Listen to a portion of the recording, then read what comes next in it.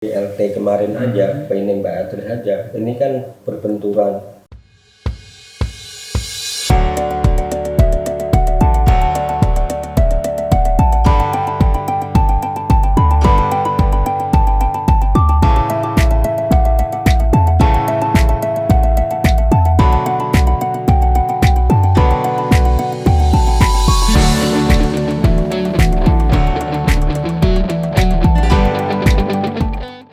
Oke, kerabat Andalas TV, kita kembali berdiskusi sama Mas Sugito, Korprov TPP Provinsi Sumatera Barat. Kali ini kita akan mengupas soal SDGs ya Mas, bahwasanya pemerintah sudah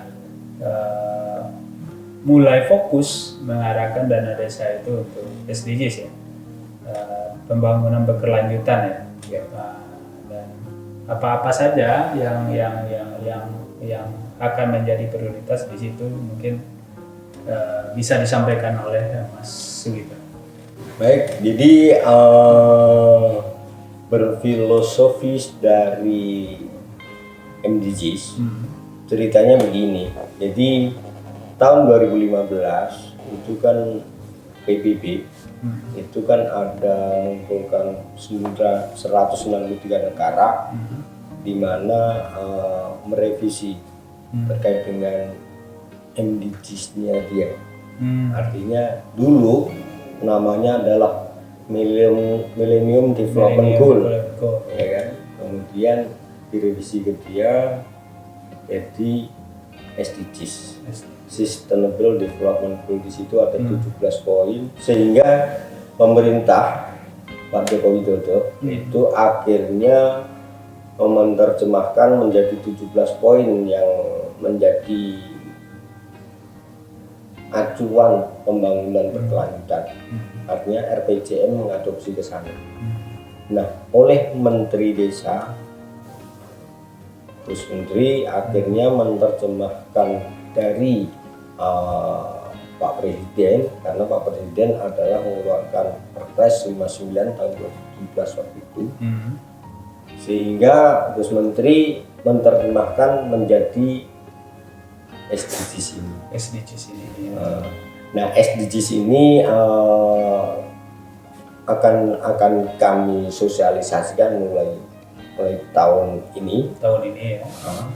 Kemudian apa sih sebenarnya kan gitu? Ini masih banyak pertanyaan, namanya kok SDGs atau bagaimana? Sebelumnya ada MDGs. Iya.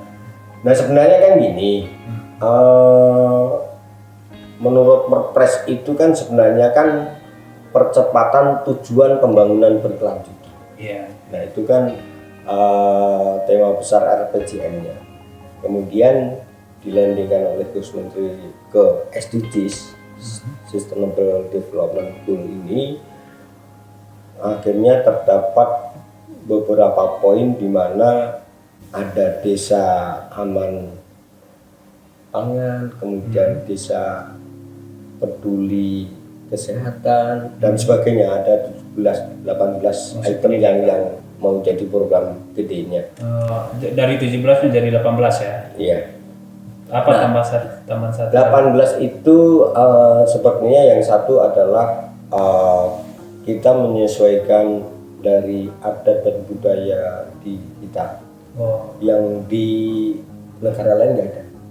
Misalkan terkait dengan desa adaptif, karena kita ini kan berbagai macam suku, budaya, adat istiadat dan macam-macam lah. Artinya nanti pengembangan adat, seni dan tradisi itu juga akan di-cover nanti atau masuk ke 18 SDGs yang ada di dan dimungkinkan itu juga dialokasikan di dana desa itu kan? Ya.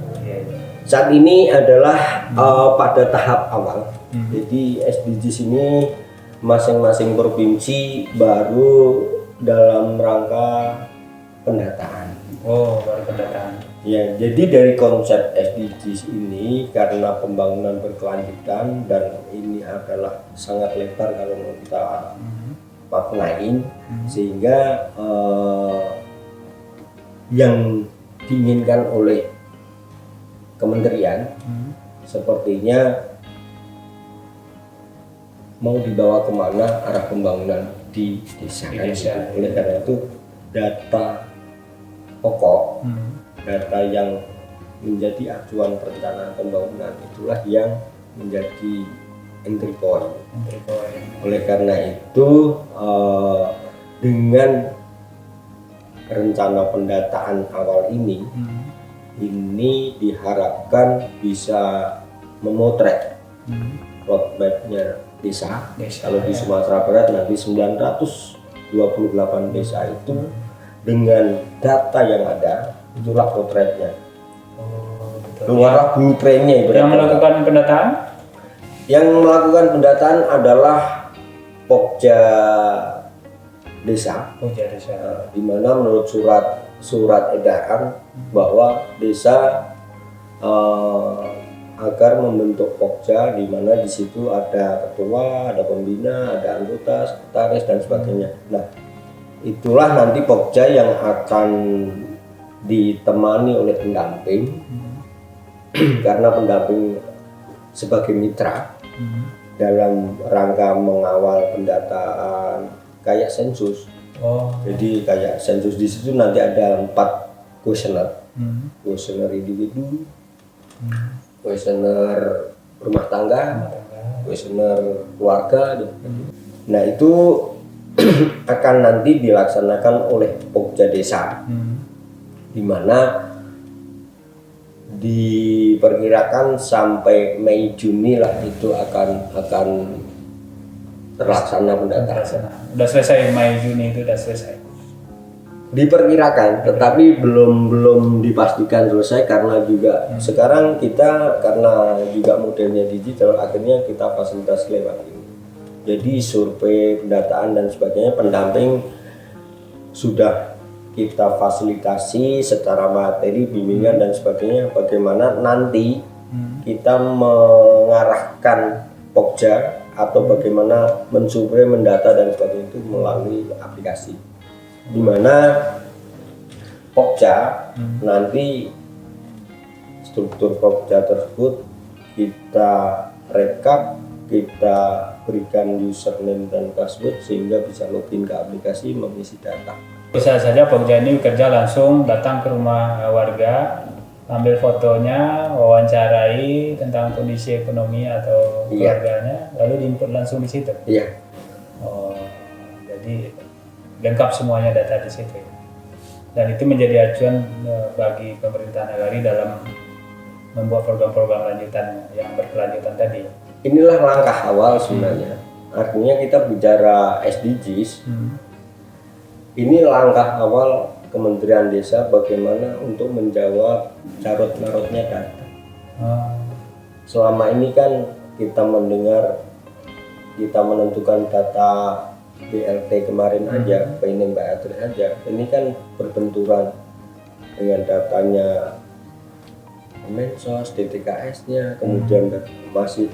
Nah, dalam rangka inilah kita sebenarnya mau membenahi data di level sana, di desa. Kalau data itu sudah terinput dan terintegrasi, jadi pemerintah sudah bisa melihat mana yang nerima bansos, mana yang nerima PKH.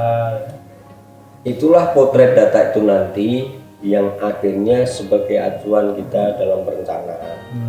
Karena satu desa pasti tidak akan sama dengan desa yang lain, ya kan? Kemudian dari data yang ada, blueprint-nya kayak apa? Nah, blueprint inilah yang penting nanti untuk menyikapi perencanaan pembangunan yang namanya SDGs tadi. Contohnya misalkan sesuai dengan data yang disurvei, ternyata menunjukkan bahwa desa tersebut rawan pangan. Ini contoh. Jadi misalkan berdasarkan data tersebut rawan pangan, berarti APBDes atau RPJM yang akan kita laksanakan di musyawarah nanti itu kan mengacu ke poin itu. Nah, ya mungkin dari poin itulah akan disikapi bagaimana mengatasi rawan pangan tersebut dari tahun pertama harus bagaimana, tahun kedua bagaimana, tiga bagaimana, sampai desa tersebut misalkan sudah bebas dari Sudah bebas. Dari pangan. pangan. Itu hanya salah satu contoh. Itu Jadi salah kan satu contoh. ada 17 atau 18 itu desa peduli pendidikan misalkan. Oh ternyata di sini masih banyak anak-anak yang putus sekolah. Nah perencanaan yang sifatnya itu tadilah jadi dasar, artinya blueprintnya desa nanti bisa menentukan arah pembangunan yang berkelanjutan. Ya. Itulah SDGs. Artinya kita ngomong besarnya itu dulu. Oh gitu. Bukan berarti dalam pikiran saya ini ketika SDGs itu berarti infrastruktur bisa hilang dong gitu kan? Ya, Belum tentu. Ya, karena bisa jadi ada satu desa atau satu nagari ternyata infrastrukturnya memang membutuhkan pembangunan gitu kan? Iya. Nah, bisa jadi diarahkan ke situ. Ya. Belum tentu. Jadi sesuai aja nanti blueprintnya. Oh sesuai dengan. Artinya kan dari data yang ada itu kan nanti pasti ada dashboard untuk memotret bahwa dari data sekian ribu ini benang merahnya di mana, kan gitu. Nah dari benang merah itulah yang akhirnya disikapi di perencanaan, di perencanaan pembangunan. Dari 18 tadi ya. Dari 18 itu apakah ada misalnya ranking-rankingnya yang paling prioritas ini? Nggak ada. Hampir semua karena menyangkut misalkan peduli pendidikan, peduli lingkungan, pendidikan dan sebagainya itu kan semuanya akan nanti saling keterkaitan. Saling berkaitan. Cuman nanti bagaimana mengerucutkan ya, misalkan kondisi wilayah tersebut ternyata peduli kesehatan yang jadi acuannya. Nah, bagaimana mensikapi di desa tersebut peduli kesehatan itu yang dimaksud apa, nanti kan jadilah kegiatan ABCDE misalnya. Nah kegiatan ABCDE ini pasti kan nggak bisa dilaksanakan sekali karena anggarannya terbatas gitu. Berarti tahun pertama melaksanakan yang A dulu, tahun kedua B dulu, sehingga akhirnya sesuai target RPJM dia selesai itu kesehatan, berarti sudah nggak ada yang kewalahan lagi. Kalau ada orang sakit begitu langsung ada ambulan langsung diantar. Ya udah ketangani. Nah gambaran biasanya seperti ini Mas. Ini kan data udah ada sama pemerintah ini kan. Nah, ini masyarakat juga melakukan musyawarah. Artinya hasil input data dari data besar dari pemerintah ini kan disampaikan ke masyarakat gitu kan. Iya. Nah, dalam menerjemahkan program itu nanti kan masyarakat kan atau paling tidak perwakilan masyarakat lah melalui BAMUS, aparatur nagari atau desa. Itu kan tidak, apakah semuanya mampu menerjemahkan blueprint atau data-data yang tersaji itu, atau nanti mungkin ada arahan dari pendamping atau bagaimana? Jadi kami di pendamping itu kan selalu bersosialisasi terkait dengan satu kebijakan. Kedua terkait dengan hal-hal teknis seperti itu. Misalkan nanti pendataan ini ternyata akhirnya muaranya ada di dashboard. Nanti ada sistem informasi desa yang dikelola oleh Kementerian Desa, di mana di sana adalah memotret kondisi roadmap-nya desa. Nah, kita juga bisa mensosialisasikan bahwa sesuai data yang kemarin, ini loh potretnya kan gitu. Bisa login, bisa ngeliat ternyata potret di desa saya begini. Nah itu baik Pak Wali, Pak Camat, Pak Bupati dengan melihat kayak itu mudah-mudahan menjadi referensi ya. Artinya mudah-mudahan tidak menjadi pertentangan kan? Ya. Pasti ini akan sinergi, pasti sinergi. Di datanya sepertinya negari ini atau desa ini pendidikan yang paling gitu kan, tapi pengen kepala desa atau wali negarinya itu pengen membangun jalan gitu kan. Ya ini kan data ini real Bang. Iya. Jadi real. Jadi inilah potret. Iya. Kalau tidak bisa melihat potret ini berarti cerminnya rusak nih. Biasanya kan pertentangan itu terjadi karena seperti itu. Ini udah ada cerminnya, tapi dia masih kecil. Lah itulah yang diharapkan. Artinya gini, inilah untuk menjawab bagaimana keterkaitan karena kan kami pemerintah desa, Kementerian Desa itu kan hanya sebagian, ya kan, yang kecil gitu. Misalkan ini levelnya di desa, tapi nanti ada level yang di kabupaten. Itu kan pasti entah ranahnya bupati, entah nanti lagi ke atas ranahnya Pak Gubernur dan sebagainya. Nah, inilah yang akan kami sinergikan. Mudah-mudahan dari itulah kesinambungan dan kesepahaman, akhirnya pembangunan itu bisa sesuai dengan arahnya kan. Nah, itu yang akan dicapai. Ya, kesesuaian juga gitu kan. Biasanya kan kalau sesuai, biasanya anggaran untuk pemerintah daerahnya akan lebih banyak dialokasikan oleh pemerintah biasanya ya. Saya pikir begitu Mas. Ini sudah disosialisasikan sama pendamping semuanya belum? Saat ini lagi sosialisasi dan pendataan mulai berjalan. Dan berarti seluruh pendamping udah seluruh pendamping kita sudah mulai sosialisasi, kemudian kita pembekalan materi terhadap pokja-pokja, teknis operasionalnya bagaimana, kuesionernya dan sebagainya. Nah ini mulai kami rekap pokja-pokjanya, kemudian sebagian sudah bisa login dan mulai mendata. Berarti ketika sudah selesai tahun ini, perencanaan pembangunan yang dilakukan di tahun 2022 itu sudah berpatokan pada SDGs tadi ya? Mudah-mudahan karena perkiraan kami misalkan Agustus September data itu bisa di capture, artinya itulah potret kami untuk perencanaan di mustes atau musyawarah nanti di tahun 22 kan gitu. Iya, khawatirnya kan kalau nggak selesai juga kan nanti SDGs-nya nggak jalan-jalan dan presidennya udah selesai gitu. Semoga nggak seperti itu aja ya Mas. Iya. Oke Mas, terima kasih atas informasi yang diberikan sama kita di Andalas TV. Semoga Sama-sama bermanfaat. Kalau ada topik-topik yang menarik untuk kita bicarakan dan kita sosialisasikan melalui Andalas TV. Kami pendamping selalu siap dan sebenarnya banyak topik-topik atau mungkin para pendamping itu cukup lihat Andalas TV aja udah selesai.